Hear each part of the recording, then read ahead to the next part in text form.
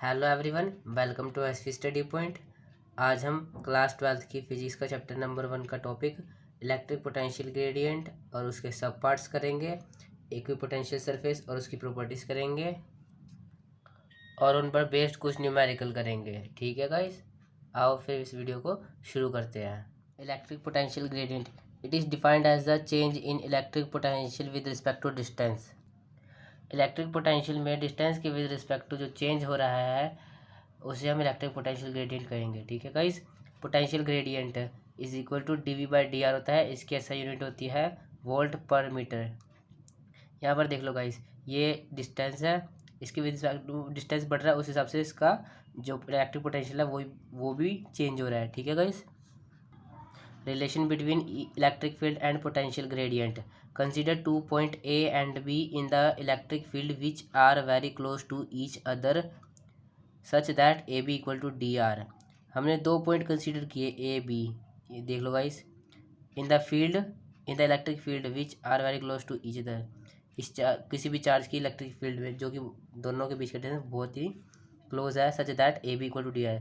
इतना है कि ए बी जो है वो है डी आर के बराबर। Let electric field intensity between A and B is uniform and equal to E. जो इन दोनों पॉइंट्स के बीच में जो इलेक्ट्रिक फील्ड है वो ई के बराबर है। ठीक है गाइज, अकॉर्डिंग टू डेफिनेशन, जो हमने इलेक्ट्रिक पोटेंशियल ग्रेडियंट की डेफिनेशन पढ़ी उसके हिसाब से potential difference between B and A is equal to work done in carrying unit positive test charge from A to B against electric field. Work done in carrying unit positive test charge, जो potential difference है A और B के बीच में वो इतना है कि हम किसी पॉजिटिव चार्ज को ए से बी पर ले जाने में काम करें। मान लो electric against the electric field इधर है, तो हम किसी पॉजिटिव चार्ज को ए से be against the electric field, अगर इलेक्ट्रिक फील्ड इधर है, ऐसे में है, ये इस तरफ जा रहा है इलेक्ट्रिक फील्ड, तो हम जो चार्ज है उसे हम इस डायरेक्शन में लेके आ रहे हैं। ठीक है guys, against the electric field. dV equal to F dot D R, dV equal to Q naught E D R. F होता है जो वो होता है क्यू नोट ई के बराबर। ठीक है गाइस, इसलिए हमने यहाँ पर एफ की जगह क्यू नोट ई लिख दिया। अब क्यू हमने यूनिट पॉजिटिव टेस्ट चार्ज ले रखा है, तो हम यानी क्यू की वैल्यू हम 1 ± 1 पुट कर देंगे। ठीक है गाइस, तो क्यू नोट की वैल्यू होगी हमारी 1 इंटू में ई था ई डॉट डी आर। ये डॉट प्रोडक्ट है, इसको ओपन करेंगे तो हो जाएगा ई डी आर कोस 180। ठीक है गाइस, तो D V equal to E D R cos 180 की वैल्यू होती है -1, हमने -1 पुट कर दी, तो D V equal to minus का E dot E D R हो गया। ठीक है गाइस, अब यहाँ से ई की वैल्यू निकालेंगे तो हो जाएगी E equals to minus D V by D R. ये डी आर इधर फोन में चला जाएगा। ठीक है guys, thus electric field intensity at point is in electric field is equal to negative of potential gradient at that point. जो electric field intensity है किसी भी पॉइंट पर किसी भी इलेक्ट्रिक फील्ड में, वो बराबर होती है negative of potential gradient at that point. किसी पोटेंशियल ग्रेडियंट के नेगेटिव के बराबर होती है। ठीक है गाइस, अब है इक्विपोटेंशियल सर्फेस। दो surface at every point of which electric potential is same and remain constant. ये इस प्रकार के सरफेस होते हैं जिन पर किसी भी पॉइंट पर, चाहे इनसाइड ले लो चाहे आउटसाइड ले लो चाहे कहीं पर भी ले लो, किसी भी इस सरफेस के जो इलेक्ट्रिक पोटेंशियल है वो हमेशा सेम रहेगा या कांस्टेंट रहेगा। मान लो गाइस ये एक सरफेस है। ठीक है गाइस, अब इस पॉइंट पर चेक कर लो, इस पॉइंट पर चेक कर लो, इस पॉइंट पर चेक कर लो, कहीं पर भी चेक कर लो गाइस, या इसका जो इस पर जो इलेक्ट्रिक पोटेंशियल रहेगा वो सेम रहेगा। अगर ऐसा कोई आपसे क्वेश्चन आता है कि बताओ सरफेस का नाम कि जिस पर इलेक्ट्रिक पोटेंशियल हमेशा सेम या कांस्टेंट रहता है, तो आप लिखेंगे वो है इक्विपोटेंशियल सरफेस। ठीक है गाइस, अब है प्रॉपर्टीज ऑफ इक्विपोटेंशियल सरफेस। पहला पॉइंट है work done in carrying a charge from one point two other on equipotential surface is always 0। यानी कि अगर हम किसी चार्ज को इक्विपोटेंशियल सरफेस पर एक जगह से दूसरी जगह ले जा रहे हैं, तो उस चार्ज पर किया गया वर्क डन 0 हो जाएगा इक्विपोटेंशियल सरफेस पर। ठीक है guys, we know that V B minus V A equals to W A B upon Q naught. ये मैंने आपको पिछले लास्ट वीडियो में हमने आपको बताया था कि V B minus V A हमने रिलेशन निकाला था। ठीक है guys, since V B equal to V A, हो जाएगा। तो यहाँ पर वी बी को वी ए पुट कर दो, तो V A minus V A equals to zero हो जाएगा। तो zero equal to W A B, तो डब्ल्यू ए बी हो जाएगा जीरो, दोनों टू इधर जाके मल्टीप्लाई हो जाएगा, तो डब्ल्यू ए बी हो जाएगा हमारा जीरो। यानी कि वही हो गया ना गाइस, वर्क डन जो हो गया हमारा इक्विपोटेंशियल सरफेस पर वो हो गया जीरो। ठीक है guys. Second point, electric field और electric line of force are perpendicular to the equipotential surface. कोई भी इलेक्ट्रिक लाइन या इलेक्ट्रिक फील्ड है वो इक्विपोटेंशियल सरफेस के परपेंडिकुलर रहेगी। मान लो गाइस कि अभी मैं दिखाता हूँ आपको, रुको, ये इक्विपोटेंशियल सरफेस है, तो इस पर जो इलेक्ट्रिक फील्ड होएगी वो परपेंडिकुलर होगा। हम यहाँ पर प्रूफ करते हैं। We know that V B minus V A equals to minus का E dot D integral of minus का E dot D L. Since V B minus V B equal to V A, अगर V ए के बराबर हो जाता है तो जो हमारा हो जाएगा ये वी बी को हम वी ए पुट कर दें, तो V A minus V A equal to zero is equals to minus का E integral of E dot D L. ठीक है। तो ई डॉट डी एल हो गया जो वो हमारा जीरो के बराबर हो गया। अब इस डॉट प्रोडक्ट को खोलेंगे तो ये हो जाएगा E D L cos theta. ठीक है गाइस। अब कोस थीटा की वैल्यू निकालेंगे तो जीरो हो जाएगी कि ई डॉट डी एल अपॉन में आ जाएगा जीरो के, तो जीरो पॉइंट समथिंग जीरो होता है। Cos theta equal to zero, cos theta equal to cos 90 पर कोस 90 की वैल्यू जीरो होती है, तो यहाँ पर हमने जीरो की जगह कोस 90 लिख दिया, तो कोस से कोस गया तो थीटा की वैल्यू 90 आ गई। यानी कि सो ई डॉट जो इलेक्ट्रिक फील्ड है वो परपेंडिकुलर है डी एल, यानी कि सरफेस ऑफ द इक्विपोटेंशियल। ठीक है गाइस, इक्विपोटेंशियल सरफेस के परपेंडिकुलर है। ठीक है guys. Third point, electric field is stronger when equipotential surface are closer to each other और वाइस वर्सा। मान लो इलेक्ट्रिक इक्विपोटेंशियल सरफेस है कई सारे। ठीक है गाइस, ये भी इक्विपोटेंशियल सरफेस है, ये भी इक्विपोटेंशियल सरफेस है, इसके नीचे एक और लगा दिया। ठीक है गाइस। तो ये इक्विपोटेंशियल जो सरफेस है वो जितने ज़्यादा पास रहेंगे उतने ही ज़्यादा उनके बीच में इलेक्ट्रिक फील्ड रहेगी, और जितने ही ज़्यादा दूर रहेंगे इक्विपोटेंशियल सरफेस तो उनके बीच में उतना ही कम इलेक्ट्रिक फील्ड जनरेट होगा। ठीक है गाइस। अगला पॉइंट है equipotential surface tell the direction of electric field. जो हमारा इक्विपोटेंशियल सरफेस होगा वो हमें हमारे इलेक्ट्रिक फील्ड की डायरेक्शन भी बताएगा। ठीक है। Two equipotential surface can not intersect each other, if they do so then there will be two direction of electric field at point of intersection which is not possible. मान लो कोई दो equipotential surface है वो एक दूसरे को intersect कर रहे हैं, वैसे तो करेंगे नहीं, मान लिया हमने कि अगर इंटरसेक्ट कर रहे हैं तो जो उनका इंटरसेक्शन पॉइंट होगा, मान लो मैं दिखाता हूँ, मान लो एक इक्विपोटेंशियल सरफेस ये है। ठीक है गाइस, और एक इक्विपोटेंशियल सरफेस ये है। ठीक है गाइस। तो ये जो दो पॉइंट है इनका इंटरसेक्शन पॉइंट है, इन दोनों जगह पर दो डायरेक्शन ऑफ इलेक्ट्रिक फील्ड निकलेगी। मान लो इसका इलेक्ट्रिक फील्ड ये इधर है। ठीक है गाइस, इस वाले सरफेस का इस वाले का इलेक्ट्रिक फील्ड इधर है, और इस वाले जो सरफेस है इसका इलेक्ट्रिक फील्ड इधर है। ठीक है गाइस। तो अगर इंटरसेक्ट नहीं करती तो इनका एवरेज ले लेते हैं। अब इंटरसेक्ट कर रही हैं तो यानी कि इस पॉइंट पर एक तो इधर चला जाएगा और एक इधर चला जाएगा। यहाँ पर दो डायरेक्शंस हो गई हमारी इलेक्ट्रिक फील्ड की। ठीक है गाइस, जो कि इम्पॉसिबल है। ठीक है गाइस, ऐसा हो ही नहीं सकता कि इक्विपोटेंशियल सरफेस आपस में इंटरसेक्ट करें। ठीक है गाइस। अब हम इक्विपोटेंशियल जो हम ग्रेडियंट पढ़ा हमने उस पर हम एक न्यूमेरिकल करते हैं। सो गाइस, ये है numerical. Electric field and electric potential is 15 newton per coulomb and 30 volt respectively due to a point charge. Calculate the value of charge and the distance of charge from the point. हमें electric field और electric potential दे दिया है किसी भी point charge का, जो कि इलेक्ट्रिक फील्ड है वो है 15 न्यूटन पर कूलम और जो इलेक्ट्रिक पोटेंशियल है वो है 30 वोल्ट। हमें क्या फाइंड करना है, वैल्यू ऑफ चार्ज फाइंड करनी है और उस चार्ज का उस पॉइंट से डिस्टेंस फाइंड करना है। ठीक है। अब हम जो गिवन डाटा है वो हमने लिख लिया। यहाँ पर जो ई है हमारा वो है हमारा 15, ये इलेक्ट्रिक फील्ड ई है वो है हमारा 15 न्यूटन पर कूलम, और हमारा जो इलेक्ट्रिक पोटेंशियल है वी वो है हमारा 30 वी। हमें फाइंड क्या करना है, वैल्यू ऑफ चार्ज हमें क्या फाइंड करना है, यानी कि और distance of charge from the point, यानी कि उस पॉइंट से चार्ज का डिस्टेंस फाइंड करना है, यानी कि आर की वैल्यू पॉइंट से जो चार्ज है उसके बीच का डिस्टेंस फाइंड करना है। ठीक है गाइस। अब जो ई है, ई इक्वल टू 1/4πε0 Q/r² होता है, आपको पता है। अब हम यहाँ से ई लिख लो, यहाँ वी लिख लो, बात एक ही है गाइस, ठीक है।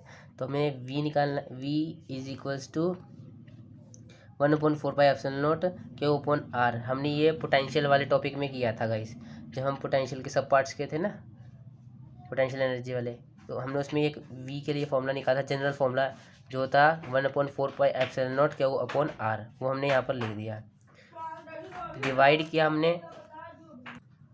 हमने इक्वेशन सेकंड को इक्वेशन फर्स्ट से डिवाइड कर दिया। सो हमने ई बाई वी की वैल्यू निकाली हमने, तो divide equation first by equation second किया, तो E by V equals to 1/4πε0 Q/r², और ये इसके अपॉन में आता है, पलटी मार के ऊपर चला गया, तो 4πε0 इंटू r/q बन गया ये, ठीक है। अब एक क्या उसी एक क्या हो गया, r से r गया एक, और 1/4πε0 से 1/4πε0 चला गया, ठीक है गाइस। और हमने यहाँ पर ई और वी की वैल्यू पुट कर दी, जो हमने यहाँ पर निकाल दी, ई की वैल्यू 15 और वी की वैल्यू 30, तो हमने पुट कर दी, तो हमारे पास क्या बनेगा, यहाँ पर ई बाई वी की वैल्यू पुट करें तो 15/30 बनेगा ना, तो ये 1 और ये 2, और इसे काटने पर ये कट जाएगा, ये कट जाएगा, ये कट जाएगा, अरे काट देते, तो 1/r बचेगा यहाँ पर, 15/13 इक्वल टू 1/r हो जाएगा। यहाँ से अगर हम r की वैल्यू निकालें तो r की वैल्यू हमारी 2 आ जाएगी, ठीक है। अब इस r की वैल्यू को हमने पुट करना है, वी आर यानी कि हमारा डिस्टेंस तो आ गया, ये आर की वैल्यू आ गई हमारी। अब हमें निकालना है क्यू, ठीक है गाइस। हमने आर की वैल्यू निकाली थी, अब हम निकालेंगे क्यू की वैल्यू।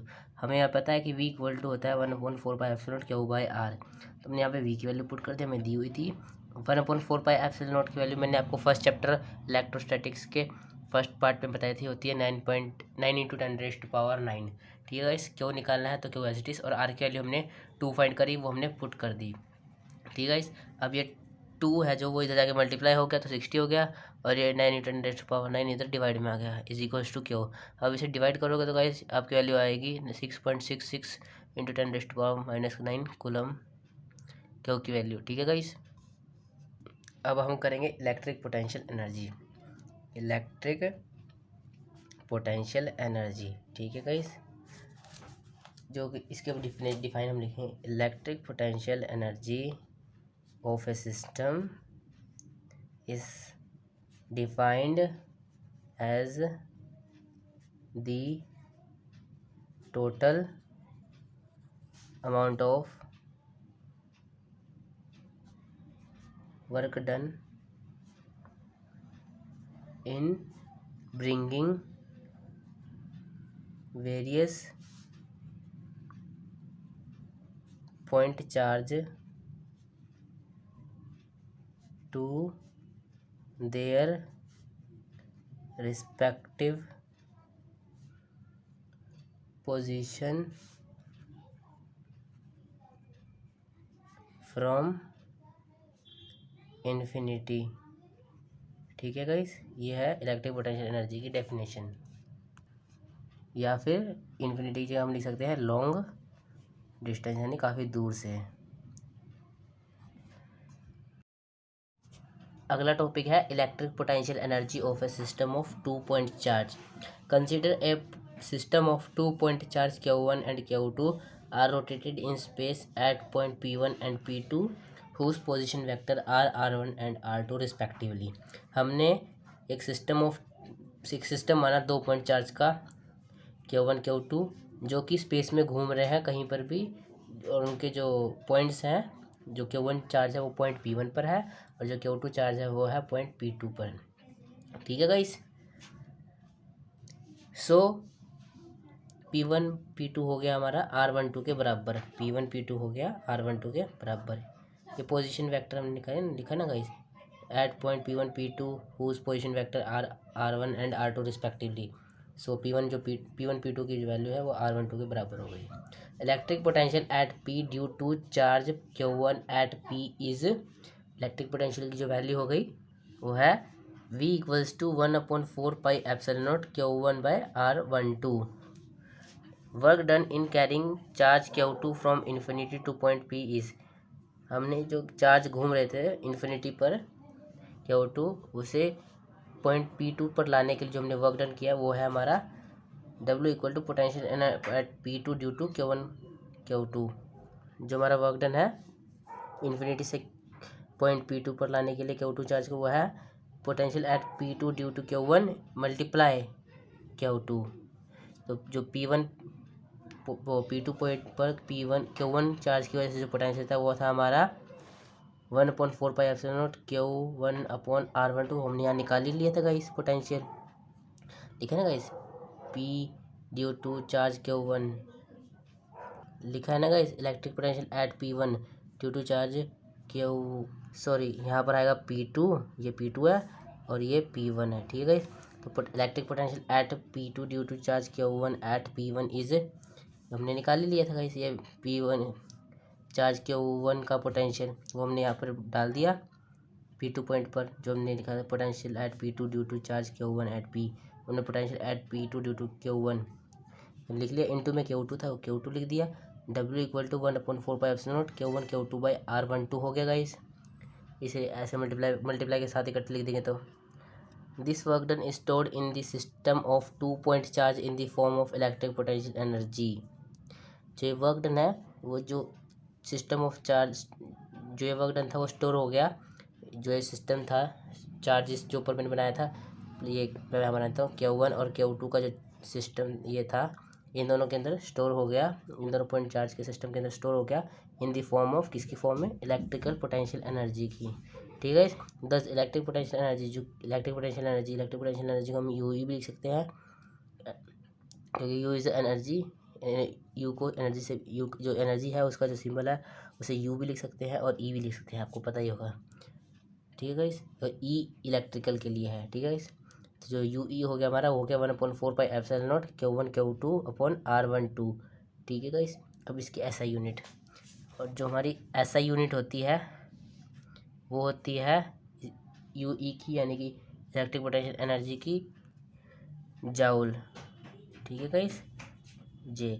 और जो CGS होती है वो होती है अर्ग, आपको पता ही होगा गाइस, मैंने आपको फर्स्ट चैप्टर में 11th क्लास के फंडामेंटल यूनिट्स के और उसकी फिजिकल क्वांटिटीज़ की जो हम यूनिट्स और डायमेंशनल फॉर्मूला निकाल रहे थे उसमें मैंने आपको बताया था कि जो एनर्जी की ऐसा यूनिट होती है वो होती है जाउल और CGS होती है अर्ग, ठीक है गाइस।